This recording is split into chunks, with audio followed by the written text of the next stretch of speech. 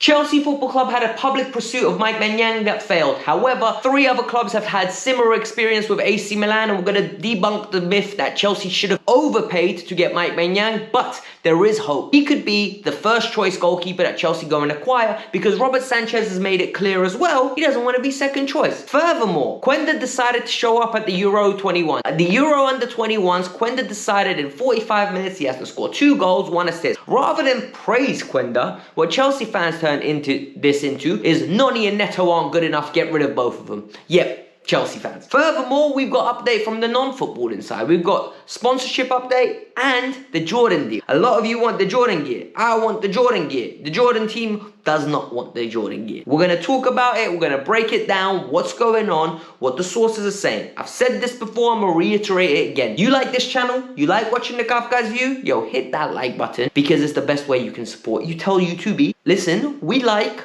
Kavkas View. So hit the like button, 1,000 likes. If you're new, we're like 119 people away from 41k. Subscribe. It's the best way you can support. Genuinely, you'll stay up to date with the latest footballing stories, as well as up to date with Chelsea, to the point where your vitamins for Chelsea information will go through the roof. Let's get it started. Mikel Manyang is an interesting goalkeeper, right? I think he's top 5 in the world. I think he's genuinely brilliant. I've genuinely said, if Chelsea acquire him, it's the first step of Chelsea becoming a serious club again, ready to compete for trophies. A lot of people said that's hyperbole. A lot of people said, Alex, you're exaggerating. A lot of people said, Alex, you don't know what you're talking about. I say to those people, use los ojos. Use your eyes, guys. The guy is top tier. He might have had a down 6 months, but guess what? He got an offer from AC Milan that he deemed unacceptable, and now he's a free agent in less than 12 months' time, right? The clock is ticking down. AC Milan have financial difficulties. Chelsea Football Club decided to take advantage of this. They were offered Mikel Manyang, and they said this: we're going to get him for £12 million.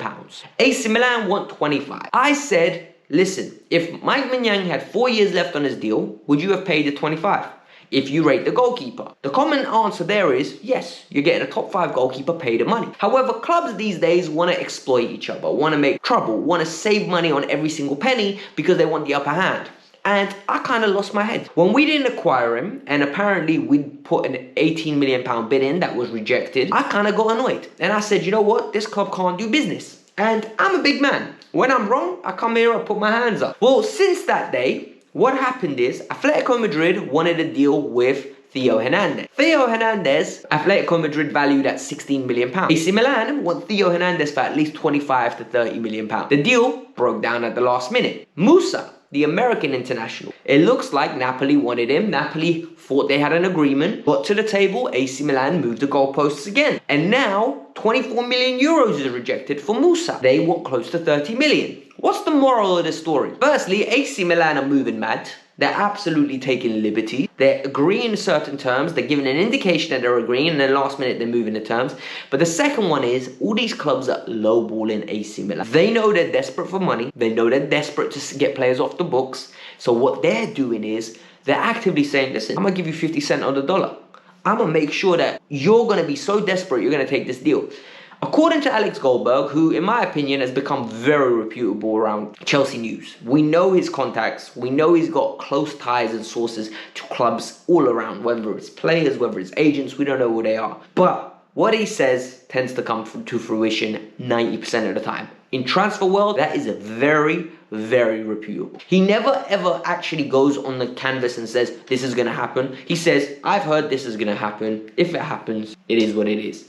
But what he's saying is, Chelsea want Mikel Manyang as a first choice. There's a chance they're going to go back in. With AC Milan's problems, this is my information now, I think there's a world where Chelsea could get him for the lower than 25 million. I think Chelsea could get him on their terms around about 18 million pounds. Both parties win, right?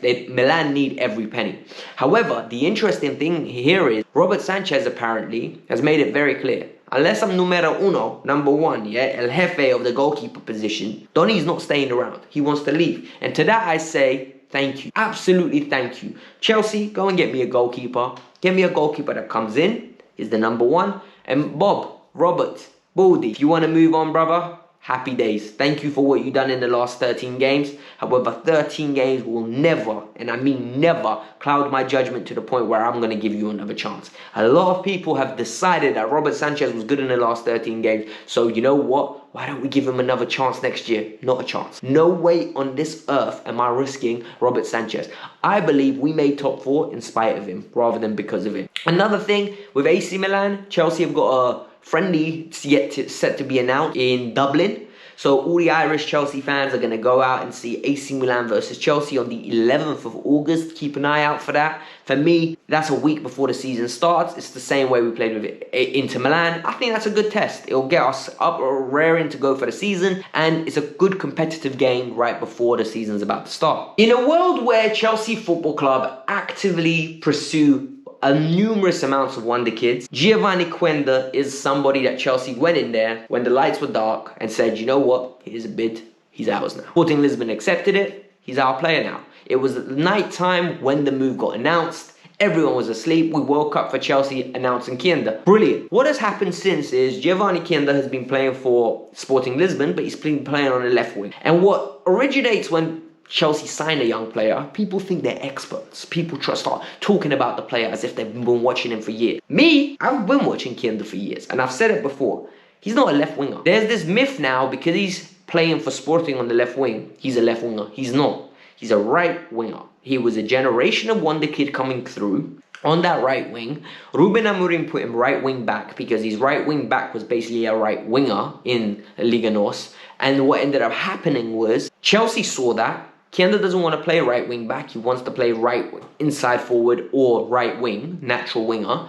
And Chelsea acquired him. Yesterday, he decided to absolutely ball out against Poland at the Euro Under-21s. Portugal, I think, were 4 or 5-0 up at half-time. He got 2 goals, 1 assist, taken off after 45 minutes. Roger Fernandez also got 2 goals and 2 assists. Both of them balled out. It was absolutely beautiful to watch. Yet, and this is the big part, right? Chelsea fans didn't take away, oh my God, we got a great talent. The discussion on my timeline became Noni versus Neto.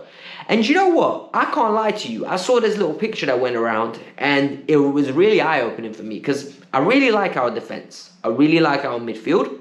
I think our forward line is lacking. And I saw any combinations at the Club World Cup of our forward line. And it made me really realize, yo, we are really weak here.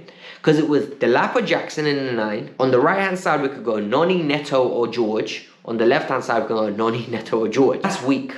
In my opinion, that's bottom half of the Premier League, if you really think about it. Only because I don't think Neto and Noni are productive enough to carry a team to titles, to top 4 on a consistent basis.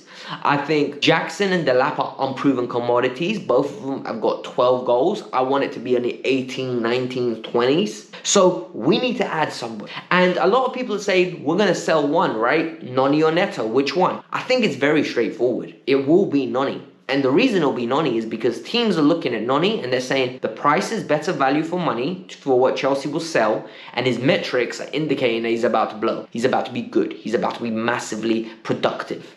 However, with Neto, I think people are overly harsh with Neto. Whilst I think Neto's not a great player, yeah, I don't think he's awful.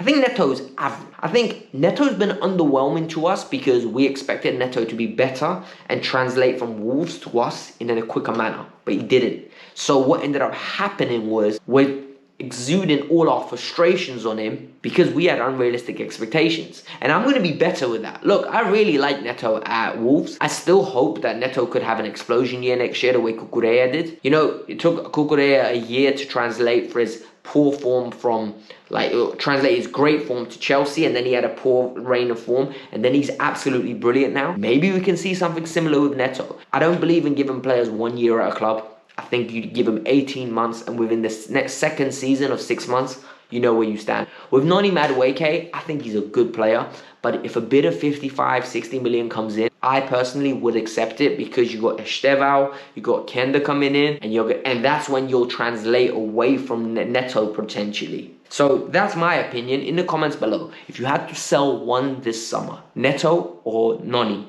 which one would you? Neither is not enough. The final thing we need to talk about today is regarding the sponsorship and the Jordan brand deal. Look, there's an account called Luke Lass. He is weirdly very good at news like this. Whatever he says tends to happen. He knew about Athlete X, he knew about Damak, he knew about Chelsea not being able to get a sponsor. He broke the news about the Jordan deal potentially happening, and then everyone else picks it up. Now he's come and said the Jordan deal in Chelsea is not happening. They've not got back behind the table. Jordan are pursuing other ventures. They're not interested. Neither are Chelsea. Chelsea apparently have other sponsorships that basically would have to be let go if they get the Jordan deal. It's very complex. Long story short, it's not happening.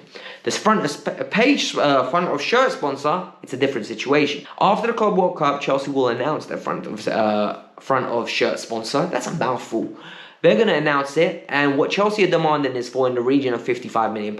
Initially, it was 60. They finally caved. Clubs are offering them 50, and this is where they're most probably going to meet in the middle with 55. 55 will put them in a really good position because I think it'll be top 4, top 5 in the league. I think Liverpool are a similar number. Man United have got a crazy one. Arsenal have got a consistent one, but I think it's at 50 million with Fly Emirates. So it will be very interesting to see what happens next. But in the long term, we need a front of shirt sponsor because it just increases the revenue the club's bringing in, which allows us to spend more and allows us to not have to sell younger players to balance the book. So at the end of the day, it's as simple as that.